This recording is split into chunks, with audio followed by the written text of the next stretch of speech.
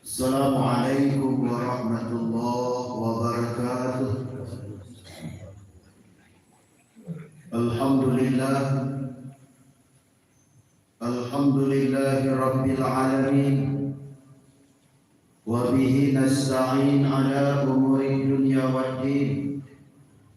Ashhadu an la ilaha illallah wahdahu la syarika lah.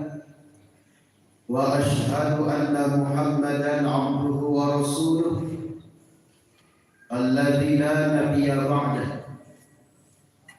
Allahumma salli wa sallim ala hadzal nabiyil karim. Allahumma salli ala Muhammad wa ala alihi wa sahbihi ajma'in. Qala Allah ta'ala fil Qur'anil Karim, Bismillahirrahmanirrahim.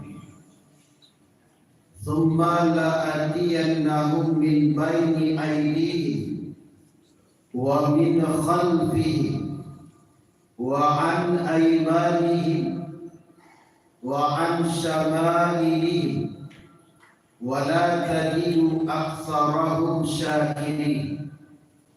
Sadaqallahul azim. Surah Al-A'raf ayat yang ke-17. Iblis laknatullah, di saat dia disuruh keluar oleh Allah dari surga atau diusir dia dari surga, dia meminta kepada Allah Azza wa Jalla agar dia diizinkan menggoda, menyesatkan manusia dari jalan yang lurus. Hal itu dikabulkan oleh Allah sampai hari kiamat. Kata Iblis kepada Allah, "Tsumma la'atiyannahum." Kemudian sungguh aku akan mendatangi mereka, cucu Adam, kata Iblis, dalam makna menggoda mereka dari jalan yang benar kepada jalan yang sesat. Nyatalah dari depan mereka dan dari belakang mereka dan dari arah kanan dan kiri mereka, sehingga kata Iblis laknatullah, sedikit mereka yang akan bersyukur. Maha benar Allah dengan segala firman-Nya. Rasulullah sallallahu alaihi wasallam kaum muslimin, di akhir bulan suci Ramadan di tahun yang kelima Hijriah,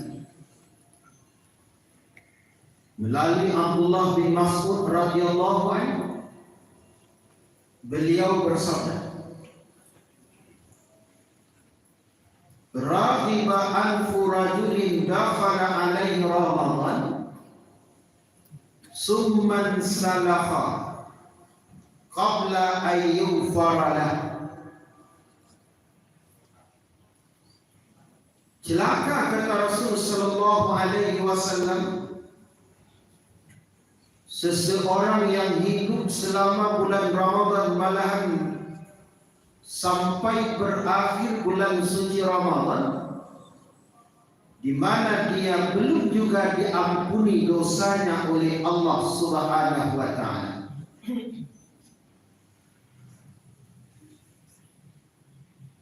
Kaum muslimin wal muslimat rahimani wa rahimakumullah. Ada sahabat yang bertanya kepada Nabi, apa gerangan kesalahan mereka ya Rasul? Dalam hadis lain Rasulullah sallallahu alaihi wasallam mengatakan, "Tuftahu abwabul jannati yaumal isnain wal khamis." Sebenarnya kata Nabi, surga itu dibukakan pintunya oleh penjaga surga sesuai dengan permintaan Allah setiap hari Senin dan Kamis. Wa yughfaru lahu azza wa jalla, maka diampuni oleh Allah Subhanahu wa taala li kulli 'abdin la yusyriku billah, seluruh hamba pada Senin dan Kamis itu kecuali kata Rasul mereka yang mempersekutukan Allah. Kemudian kata Nabi, wa rajulan kana bainahu wa baina akhi syahna, yang tidak mendapatkan ampunan dari Allah pada Senin dan Kamis bagi orang yang meminta ampun, seseorang antara dirinya dan antara saudaranya syahna, putus hubungan. Fayaqulu, lalu Allah meminta kepada malaikat. Apa kata Allah? Unzuru hazaini, tangguhkan saja amal baik dua golongan ini. Jangan distor jua amalan baik dua golongan orang. Yang pertama orang yang syirik, yang kedua orang yang memutuskan hubungan dengan saudara. Dua kali Rasulullah mengulangi unzuru hazaini, tangguhkan kata Nabi, menyampaikan firman Allah dua orang tersebut, dua golongan tersebut. Hatta yastaliha, sampai keduanya berbaikan. Hadis diriwayatkan oleh Al-Imam Muslim.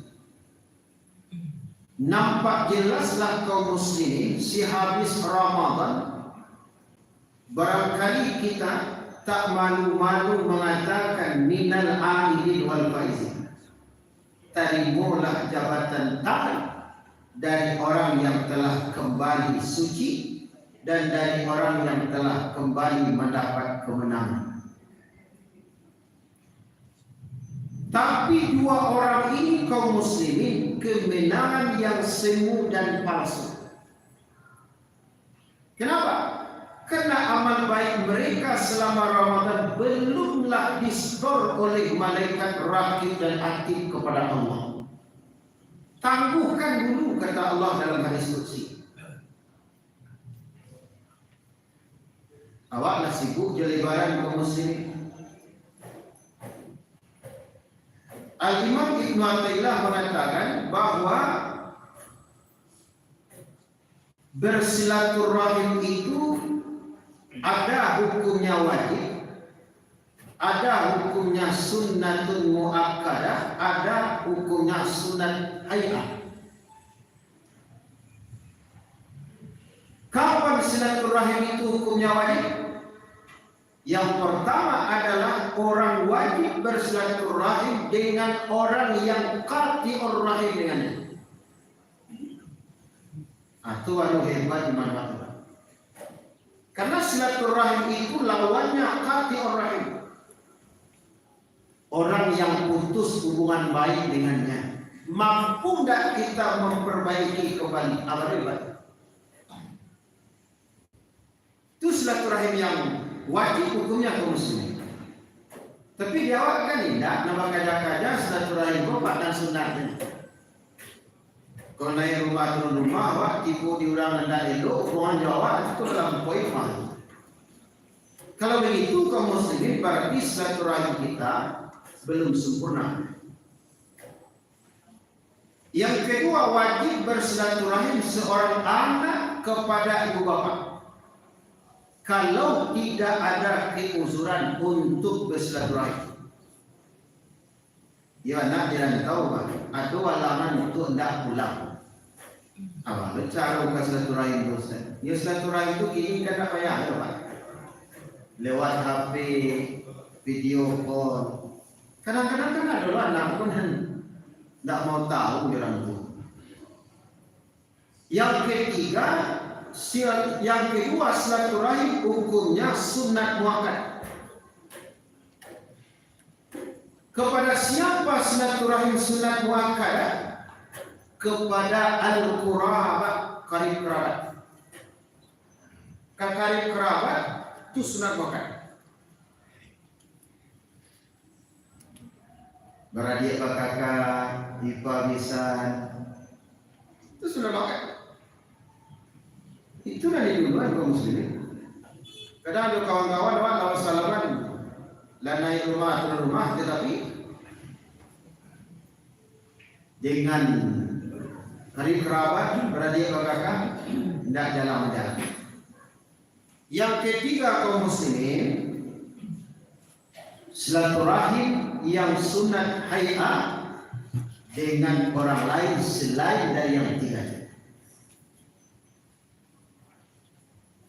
Kemudian yang kedua kaum muslimin, dosa yang membuat orang amalnya belum disetor oleh malaikat kepada Allah Subhanahu wa taala, orang yang melakukan perbuatan kesyirikan.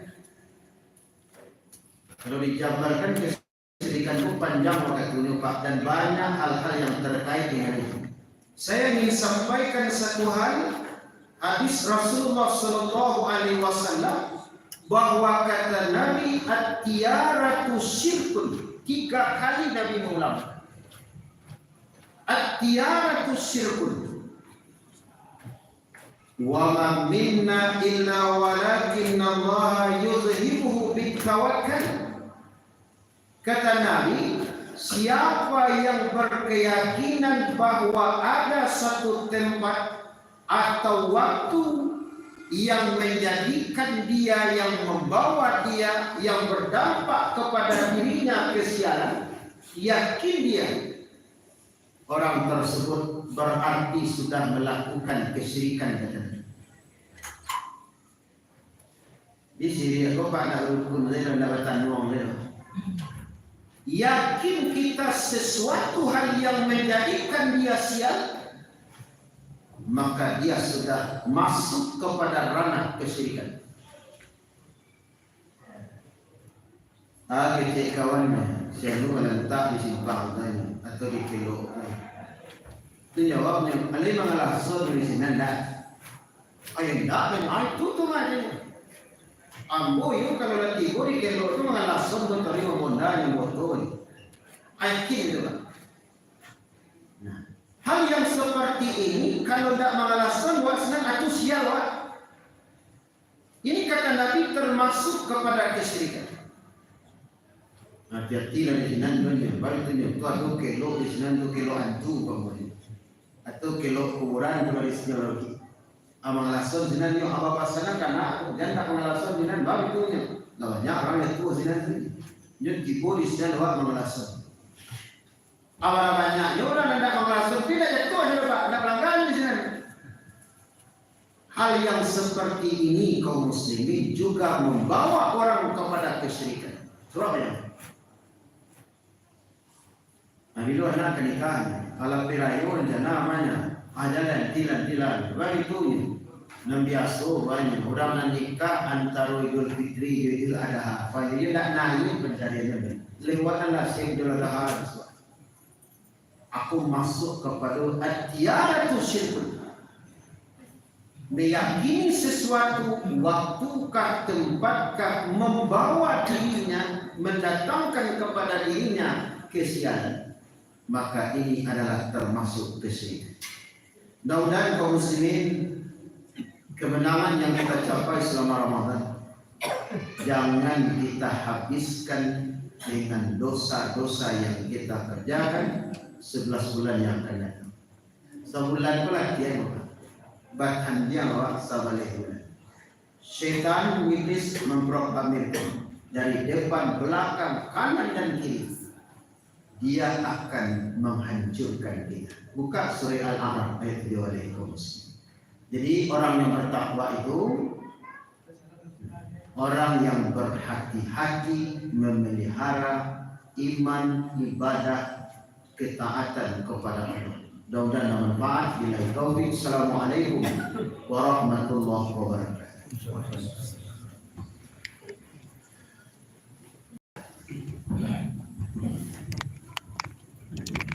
الله أكبر الله أكبر أشهد أن لا إله إلا الله أشهد أن محمدا رسول